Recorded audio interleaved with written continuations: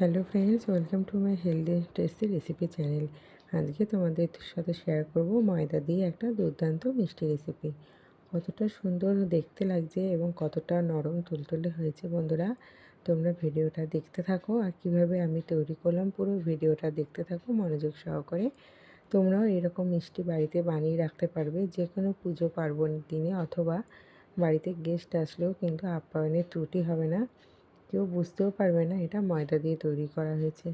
এতটা সুন্দর খেতে লাগে কি বলবো বন্ধুরা।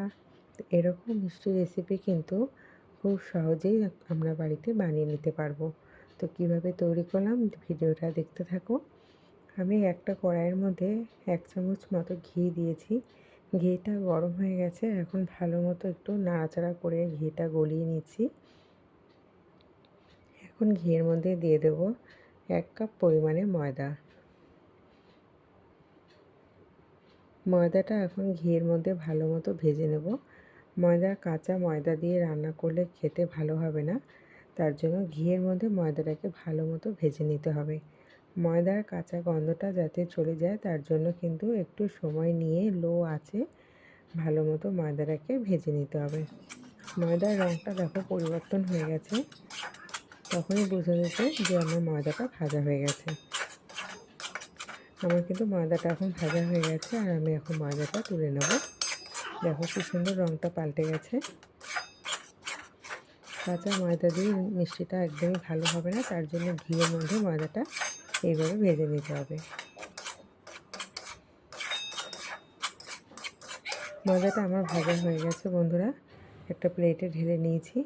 এখন ওই একই কড়াইটা ভালো মতো একটু পরিষ্কার করে মুছে নিয়ে কড়াইটার মধ্যে আমি এখন চিনি শিরা তৈরি করব, ক্যারামেল।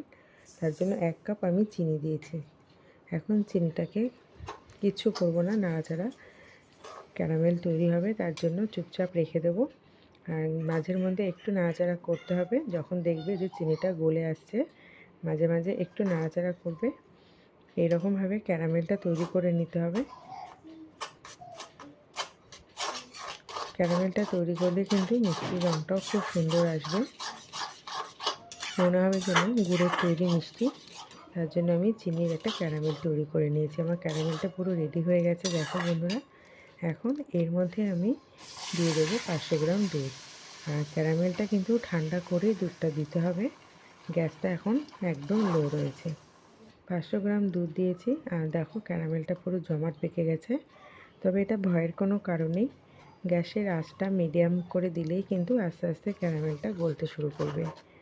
খুন্তির মধ্যে যে ক্যারামেলটা লেগে আছে, আস্তে আস্তে নাড়াচাড়া করতে করতে কিন্তু দুধের সাথে পুরোটাই মিশে যাবে। দেখো দুধের রঙটা কত সুন্দর এসেছে, যেন মনে হচ্ছে গুড় দিয়ে তৈরি করা হয়েছে। দেখো পুরো ক্যারামেলটাই কিন্তু গলে গেছে। আর দুধটাও আমার কিন্তু এই ফাঁকে জাল হয়ে গেল বেশ অনেকটা। 500 গ্রাম দুধকে আমি জাল করে প্রায় 300-350 গ্রাম মতো করে নিয়েছি। এখন আমি এর মধ্যে দিয়ে দেবো 1 চামচ রোজ ওয়াটার। এই রোজ ওয়াটারটা দিলে কি হবে, গন্ধটা একটু সুন্দর হবে। ময়দার গন্ধটা তো থাকবেই না, আরও সুন্দর খেতে লাগবে, অন্যরকম একটা সেন্ট আসবে। তার জন্য রোজ ওয়াটার আমি দিয়েছি। তোমরা চাইলে এখানে এলাচ দিতে পারো, অথবা অন্য কোনো ফ্লেভারের জন্য তোমরা এখানে ব্যবহার করতে পারো। এখন আমি এর মধ্যে দিয়ে দেবো যে ময়দাটা আমি ভেজে রেখেছিলাম। ময়দাটা খুব আস্তে আস্তে এর মধ্যে মিশিয়ে দিতে হবে। দুধটা আমার ভালো মতো জাল হয়ে গেছে। ভেজে রাখা ময়দাটা আস্তে আস্তে করে মিশিয়ে আর কন্টিনিউ নাড়াচাড়া করতে হবে। এই যে ডেলাগুলো দেখতে পাচ্ছ, এগুলো কন্টিনিউ নাড়াচাড়া করতে করতে কিন্তু দুধের সাথে একদম মিশে যাবে। আর সুন্দর একটা শক্ত নরম ডো মতো, মানে শক্তও না আবার খুব একটা নরমও না, এরকম একটা সফট মাখা মাখা ডো তৈরি হয়ে যাবে।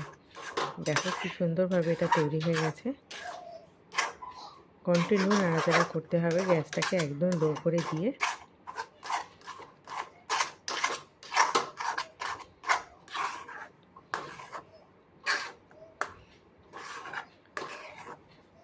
কন্টিনিউ নাড়াচাড়া করতে করতে দেখবে ঠিক এরকম পর্যায়ে চলে এসেছে। এখন আমি গ্যাসটাকে অফ করে দেব।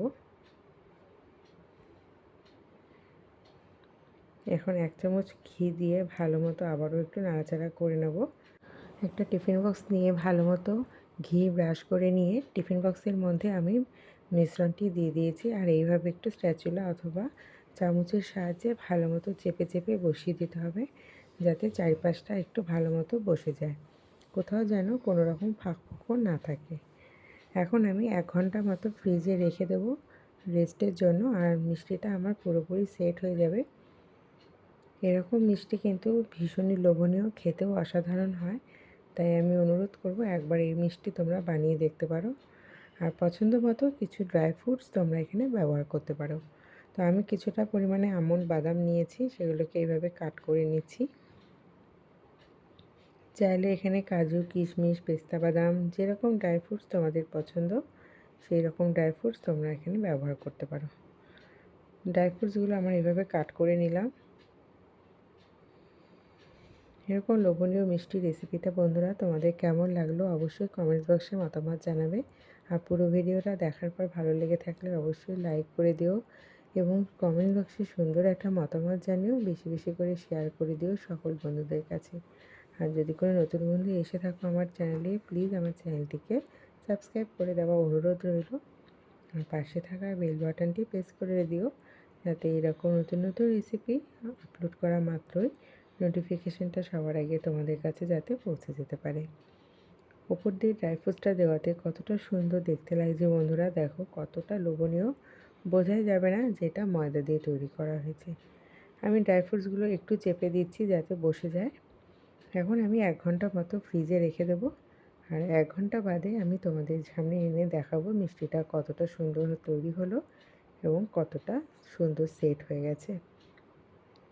1 ঘন্টা বাদে ফ্রিজ থেকে বার করে আমি মিষ্টিটা নিয়ে এসেছি বন্ধুরা। পুরো মিষ্টিটা একদম সেট হয়ে গেছে, দেখো আর কতটা সুন্দর লাগছে। আমি একটা ট্রের ওপর ঢেলে নিচ্ছি, দেখো এক ফোঁটাও কিন্তু ভাঙেনি, সুন্দরভাবে মিষ্টিটা উঠে এসেছে। এমনকি আমি হাতের মধ্যে দিয়ে এইভাবে সোজা করে এটা বসিয়ে দিচ্ছি। মিষ্টিটা কতটা সুন্দরভাবে তৈরি হয়েছে বন্ধুরা, আশা করছি দেখেই তোমরা বুঝতে পারছো। এরকম এক মিষ্টি একবার বাড়িতে বানিয়ে দেখো বন্ধুরা, ভীষণ ভালো লাগে। এবং ছুরির সাহায্যে পছন্দ মতো কাট করে নিতে পারো, ছোট বড় যেরকম তোমাদের পছন্দ। আজকের মিষ্টি রেসিপিটা কেমন লাগলো কমেন্ট বক্সে অবশ্যই জানিও মতামতটা। আর ভালো লেগে থাকলে অবশ্যই একটি লাইক করে দিও এবং বেশি বেশি করে শেয়ার করে দিও সকলের কাছে। তো বন্ধুরা কতটা সুন্দর দেখতে লাগছে দেখো, আর কতটা লোভনীয় হয়েছে। ময়দার তৈরি মিষ্টি কেউই বলবে না। এইভাবে চটজলদি তোমরা তৈরি করে নিতে পারবে এবং ভীষণ ভালো লাগে খেতে। আর এখানে আমি একটু ক্যারামেল রেখে দিয়েছিলাম, সেই ক্যারামেলটা উপর দিয়ে এখন ছড়িয়ে দিচ্ছি। আজকের রেসিপিটা আমি এখানেই শেষ করছি বন্ধুরা। আমার সঙ্গে থাকার জন্য তোমাদেরকে অসংখ্য ধন্যবাদ জানাই। দেখা হবে তোমাদের সাথে পরবর্তী রেসিপিতে। ভালো থেকো, সুস্থ থেকো এবং এভাবে আমাকে সাপোর্ট করে যাও, যাতে আমি আরও নতুন নতুন রেসিপি তোমাদের সামনে তুলে ধরতে পারি। আজকের মতো আমি এখানেই বিদায় নিচ্ছি, টাটা।